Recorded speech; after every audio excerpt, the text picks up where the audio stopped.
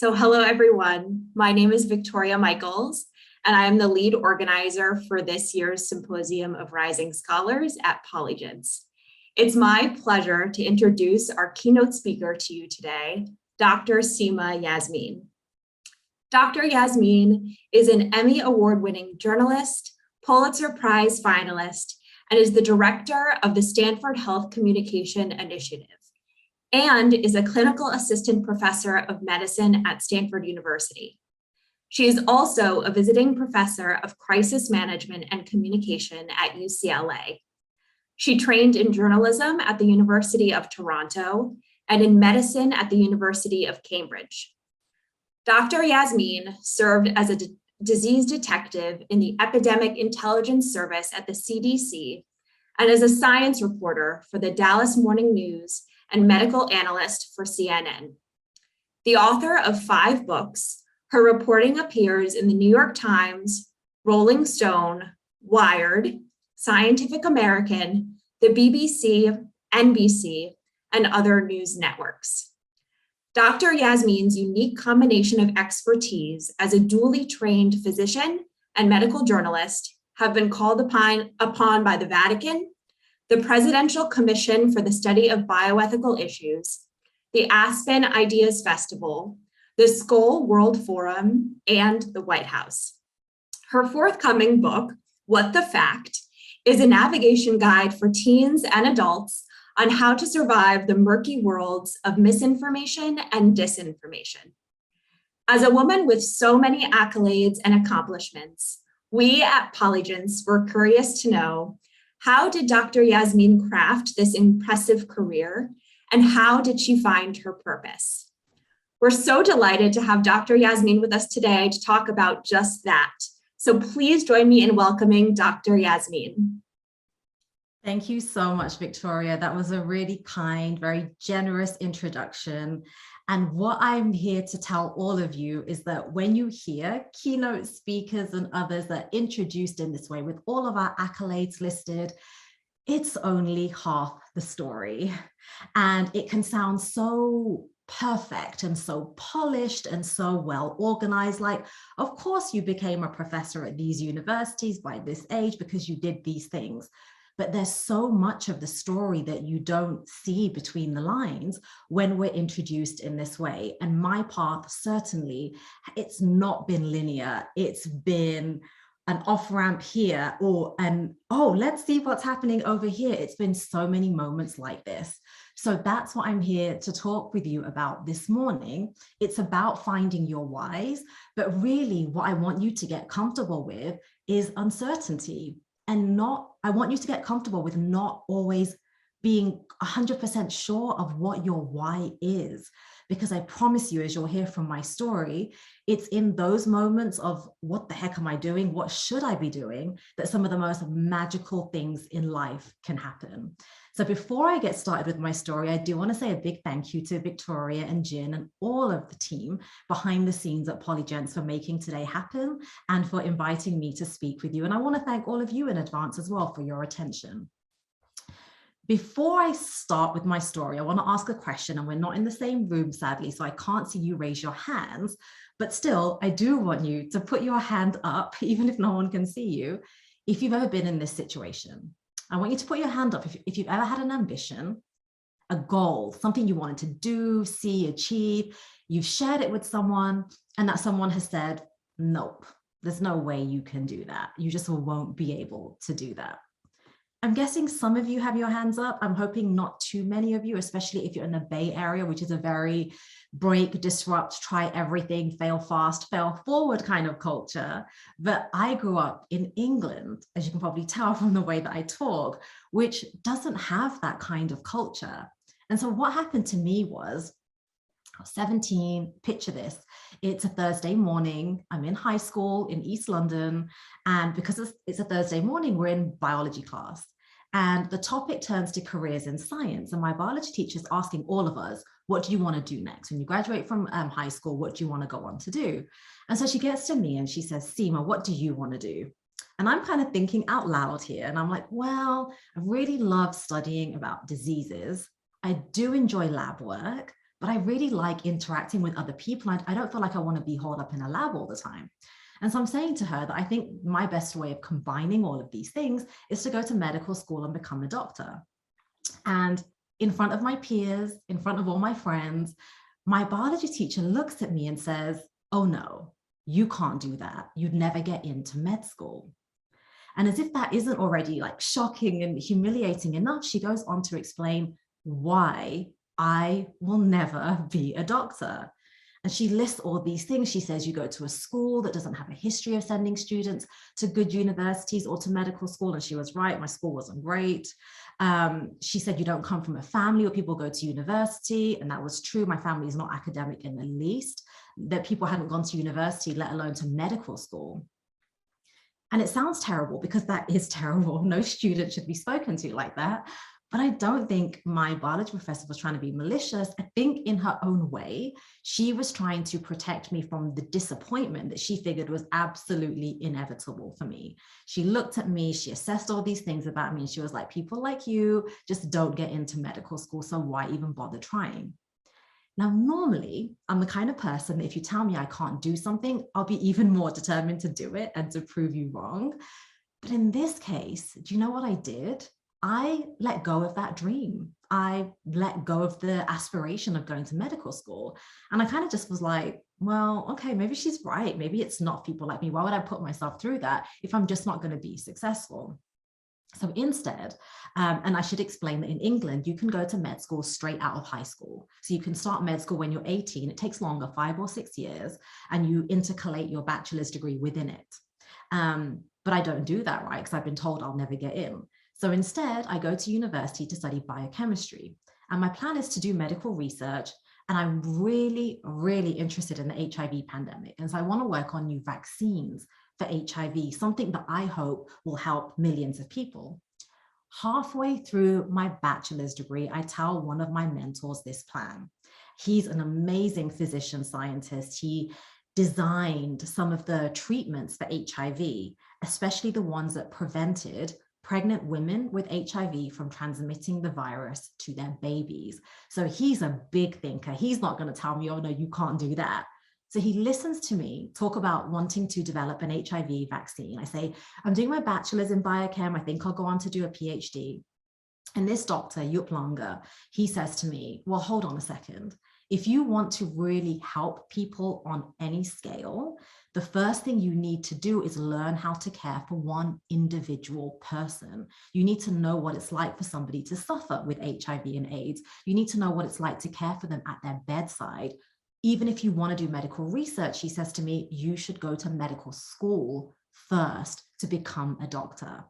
And so at this point, about 4 years after a teacher told me, nope, you'll never get in, I applied to med school. And I've worked up my nerves so that not only do I apply to med school, but I applied to one of the best med schools in England and maybe even in the world. I applied to Cambridge. And somehow, through determination, through grit, through building up a support network around me of people who believed in me and pushed me and encouraged me, I get into med school. I get into Cambridge. And I learn a valuable life lesson. And this is the first lesson I want to give to you. And it's that don't let anyone tell you that you can't be everything that you want to be. And the everything part of this life lesson will become more apparent as you hear more of my story. So now I'm in med school, I'm loving it. And one of the reasons that I'm loving med school actually isn't to do with the science, which is what I really went there to focus on. The reason I figure I am loving med school and it's surprising me is that being a student doctor instantly gives me a license to ask people tons of questions.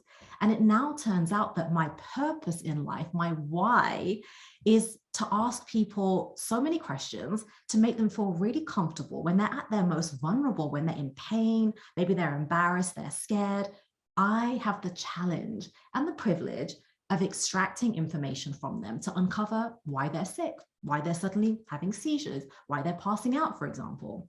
I have to ask people questions like, where have you traveled recently? Who you've been around? How often do you have sex? Like, these are legit questions that I have to ask respectfully, appropriately, but in a way that gets people to open up to me. And in fact, it turns out that questions are so central to being a good doctor that in med school, we spend entire days learning how to ask why, learning how to ask questions, learning how to stay quiet after asking a question, learning how to become very comfortable with silence. Now, it turns out I'm already a little bit of an expert at this because anyone who knows me, and bless her, my mother especially, knows that I have been asking questions all of my life, to the point that people have said, oh my gosh, you're so curious. Maybe you're too inquisitive.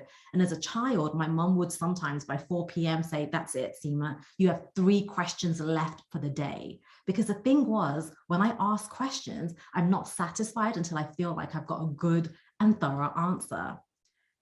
And so even though people have told me this is kind of like a bit of a negative thing, I'm too curious, in med school, it puts me at the top of my class. My professors, my attendings, they look at me with pride. And you know what they call me? They call me an excellent communicator. They call me, in medical speech, a great historian. You did so well to get Mr. Brown to open up and explain that those 3 cigarettes he smoked today are actually 30 cigarettes, they say. Now the chest pain makes sense. So I'm no longer nosy or too inquisitive. Now I'm a skilled historian who is fantastic at getting patients to open up. And so I learned another life lesson in my quest to figure out my why. And that second life lesson that I want to leave you with is to take your so-called flaws and put them to work. So what if people complain that you're a perfectionist? Don't try and change that, because there are so many people out there who are not perfectionists, who can't do what you do, and they need somebody with your skill set. Or say, like me, people complain about you that you're an overthinker. Maybe don't always try and change that. Find a way of putting it to work, on capitalizing on what makes you you, instead of trying to be less of you or trying to be a different version of you. So I graduate med school. Now I'm highly skilled in the art of being nosy. I moved back to London to work in a hospital in the same inner city neighborhood in East London where I grew up. The same neighborhood where I went to a school where a teacher told me that people like me could never be doctors. Now, the hospital I choose to work at is kind of like what you would call a county hospital in the US, big migrant population, lots of commercial sex workers, injecting drug users, homeless patients. And it's such a short walk from my house that as I walk from my house to the hospital, I pass my patients on my way to work. Some are sleeping on park benches, some are drinking on street corners. And I walk past them, and it still feels like a real privilege to care for them. And I wanted to leave that golden bubble of Cambridge and return to the real world to take care of people who come from where I come from. And it's a really challenging job and it's really fulfilling, but it's only fulfilling up to a point, because there's this one point, not just like one particular shift or one particular day, but there is a point where I start asking why. And I start thinking about doing something differently. And it starts with Jeff.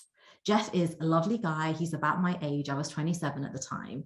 And Jeff is addicted to injecting drugs. Every month or so, he comes into my emergency department, usually because he's been injecting somewhere in his body and the injection site has become infected. There's an abscess that I need to drain and give him antibiotics. But one day, Jeff comes in and it's not so straightforward as that. Now he looks yellow, his skin is yellow, his eyes are yellow. We work him up and it turns out Jeff has hepatitis C. And this is about 10 years ago and there was no cure for Hep C. And in fact, the treatments we had for Hep C made people feel sicker than the viral infection itself. It was not a good situation. And I'm just so frustrated at this point. I think, what are we doing? We're operating a revolving door where we patch people up, send them out, but we're not dealing with the root causes, their homelessness or their addiction. And so of course they're coming back. And now Jeff is likely to get liver cancer or die of a brain bleed when we could have stopped that happening in its tracks. And so I do something that you are not supposed to do. In medicine especially, but we're often taught this in life, I do something that people will tell you don't do. I quit my job. because I think I'm not making a difference in the way that I want to make a difference. And of course, this is a scary thing to do in medicine because postgraduate medical education is so regimented. You do a year of this and then 3 years of this, and then you do your fellowship, and then you do these kinds of appointments. But I leave the training program at the end of that year. This is very controversial, but I know I have to do it. I just don't know exactly what I'm going to do next. I'm going to have a gap on my CV, which at the time we're told is like the most terrible thing. And here I learn life lesson number 3, that it's okay to step off the conveyor belt. And what I do at this point, thanks to some really good guidance from another mentor, is applied to serve in the Epidemic Intelligence Service at the CDC here in the States. Mind you, I'm in London at the time. My mentor has seen my frustration and she says, okay, what you need to do is actually train to be a public health doctor because you're worried about the root causes of illness. What you're worried about the 10 things that happened to somebody in their lifetime before they arrived in your emergency department. And that's exactly how I was seeing it. In my mind, by the time somebody arrived in the ED, we'd already failed them. We probably failed them since childhood. We probably failed their mother while she was pregnant with that person. And so I took my mentor's advice and I applied to the Epidemic Intelligence Service because by now I've learned lesson number 1, don't let anyone tell you no. And lesson number 2, put your flaws to work. So I'm thinking if my flaws are being impatient, too keen and wanting to apply already, it doesn't matter. I hope that my enthusiasm for public health is what comes across. And it does.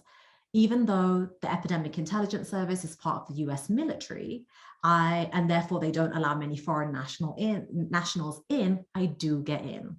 And I am assigned the state of Arizona, which I've never been to.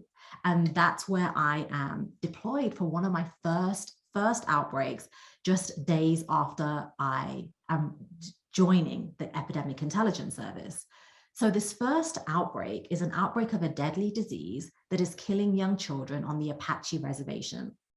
It's an infectious disease that's spreading, and I'm scared of my life, not because of the infection, but because I had to drive 4.5 hours from Phoenix to the Apache reservation.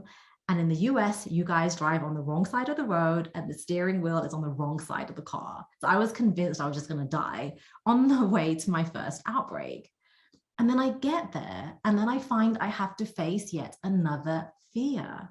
Not the disease, I'm not that scared of it, but the disease is being spread to children and killing them via ticks. And these ticks are getting the infection after feeding on stray dogs. And so as I arrive at the reservation ready to roll my sleeves up to save children's lives, my bosses in Atlanta are calling me and saying, you need to trap stray dogs and pull engorged ticks off them, ticks with a lot of blood in them, and send them back to Atlanta for testing. And I am petrified of dogs at this point. I've never touched a dog. I cross the road when I see a dog, and these are not cutesy little manicured chihuahuas we're talking about. My bosses are asking me to trap stray dogs that look diseased, look rabid as far as I'm concerned, and look scary.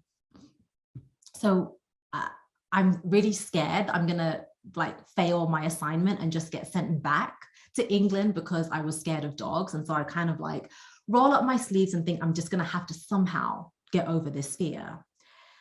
And then something happens. It was one morning, really early. It was 7:30 or 8 o'clock. I start my job of chasing dogs or sometimes being chased by them. And it's 8 o'clock and I see a woman who's so drunk on the reservation that she can't walk. And I'm standing near the entrance to somebody's home and I see a little girl, a toddler, with a milk bottle in her hand. And I can see that the milk inside her bottle is rancid and curdled. So I'm observing these things. And then finally, I'm going door to door, asking people if they've seen any kids that have the beginning signs of this infection. And people are asking me, what can I do to prevent my kids from getting this disease? And I'm like, well, that part's straightforward, at least. Just make sure you get a tick collar for your dogs, for any stray dogs that hang around in your yard, because keeping the ticks off the dogs will actually save your child's life. And they say to me, well, how much is a tick collar? And I'm like, they're about $10. And I had some free to give out, but they'd already run out by that point. And house after house on the reservation, I get the same response. People say to me, if I have to spend $10 on a tick collar, how do I feed my kids? And I'm thinking to myself, wow, I had just returned from working in sub-Saharan Africa. And here I was in the United States, obviously on sovereign land. It wasn't the United States, but I was a few hours drive from Phoenix, from the gorgeous spas and the Chanel boutiques. And I was speaking to people who had to make a decision between putting a tick collar on a dog that could save their child's life or using that money to buy their kids food.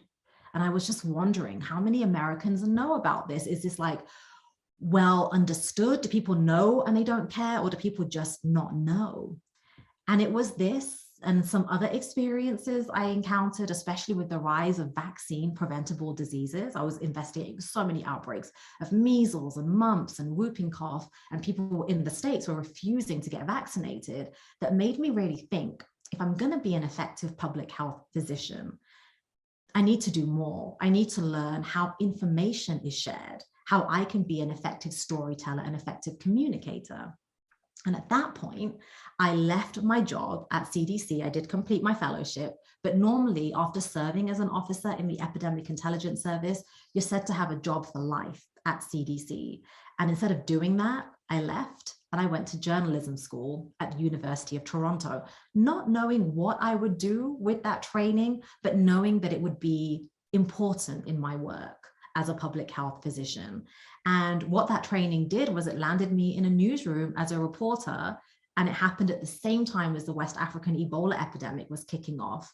And my careers, my passions, my interests all converged and started to align. And these scary decisions and these seemingly strange pivot points that I'd been at years earlier, now they all made sense.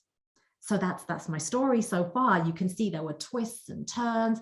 It took me a while to figure out. I went from biochemistry to medicine to public health to journalism. I went from London to Arizona to Dallas, where I was a newspaper reporter, now in the Bay Area and in Las Vegas, with many more steps along the way. And it was not a clear-cut path. So this is my fourth and my final lesson for you as you think about your life's purpose, as you think about your goals. The last lesson I want to leave you with is do not rush to find your why. Put questions out into the world, put those whys out there, but be very, very open to hearing what answers come back.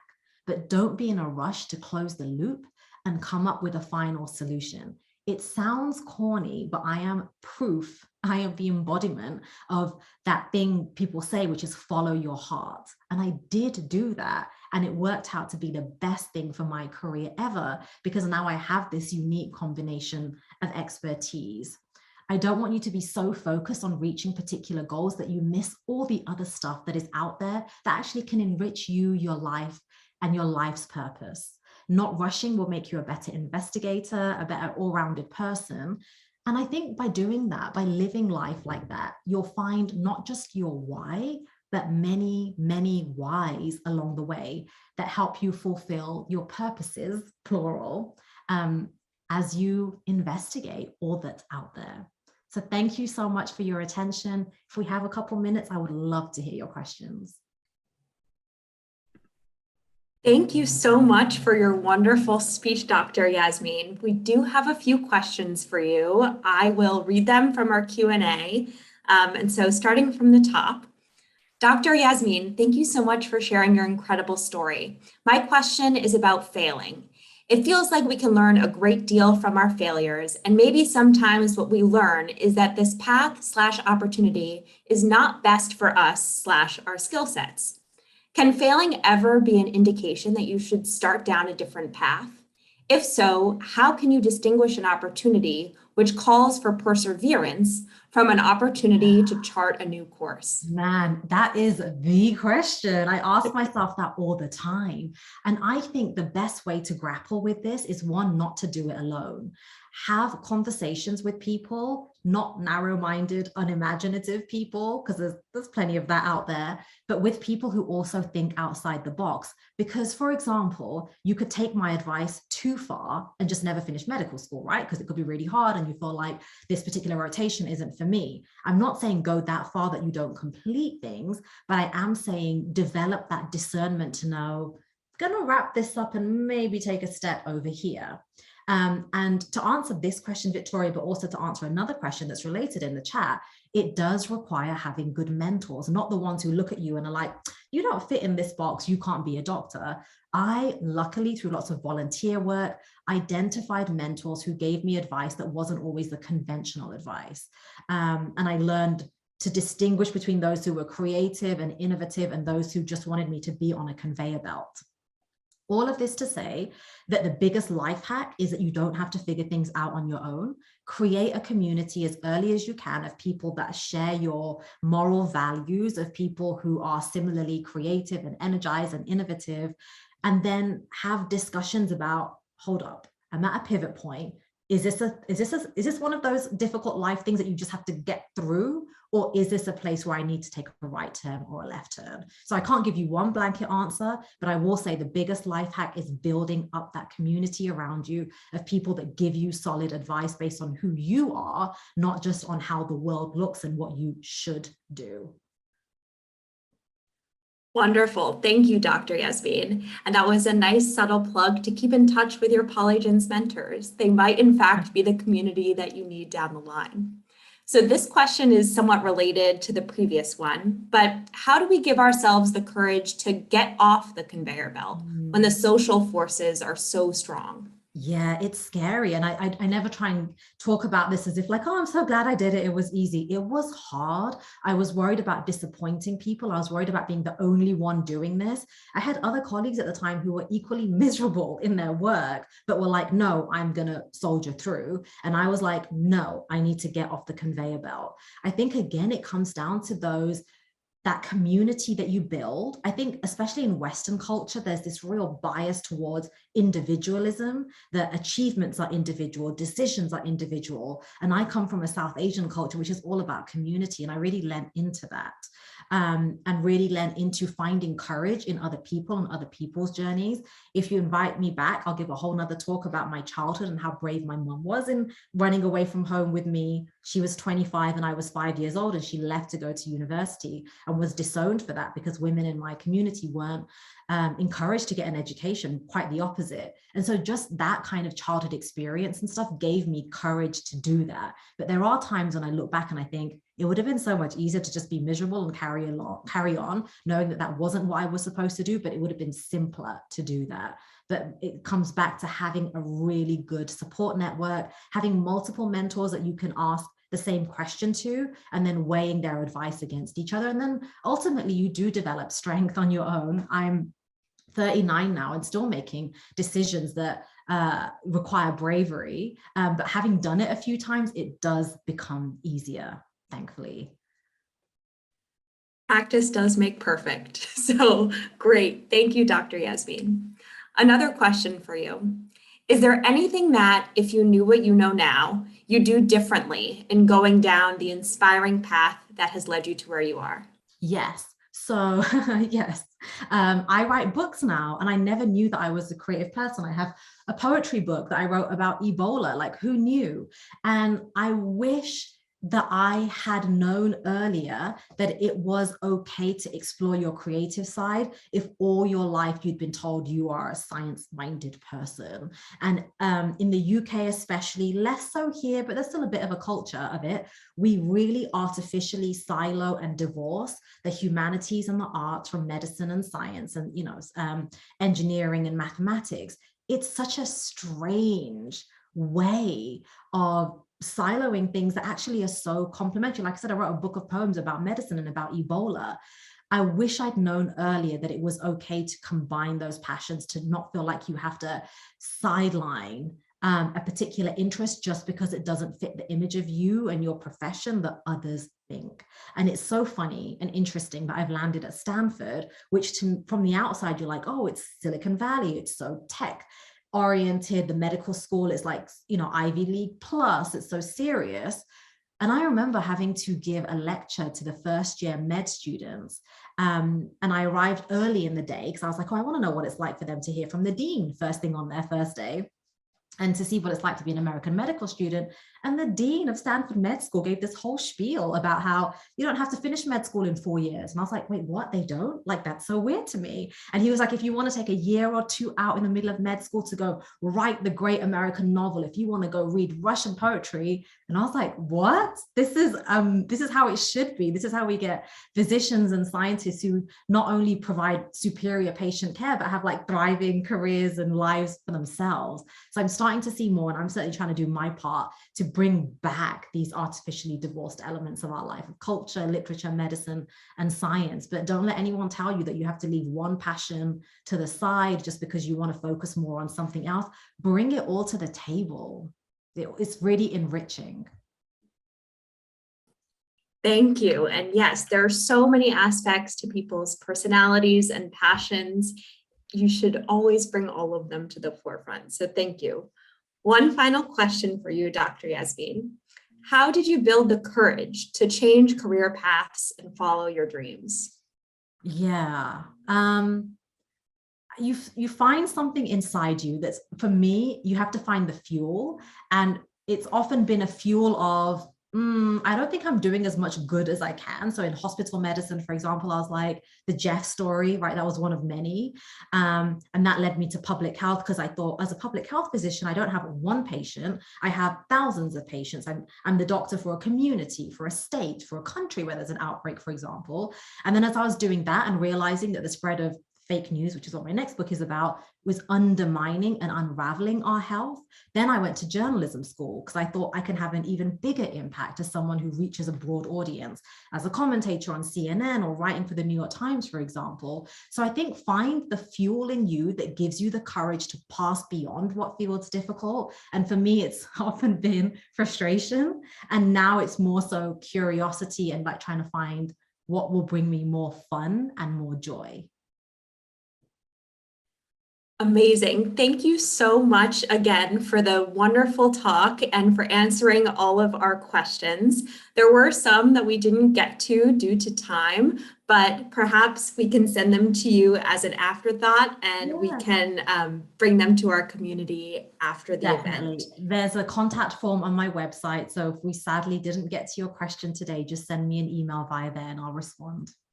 Wonderful. Well, thank you again, and thank you all for attending and asking questions. We have recorded this session, and so we can always play it back to you and send it to you if you ever want to watch it again and get inspired, re-inspired by Dr. Yasmin. So thank you again, everyone, and enjoy the rest of the symposium today.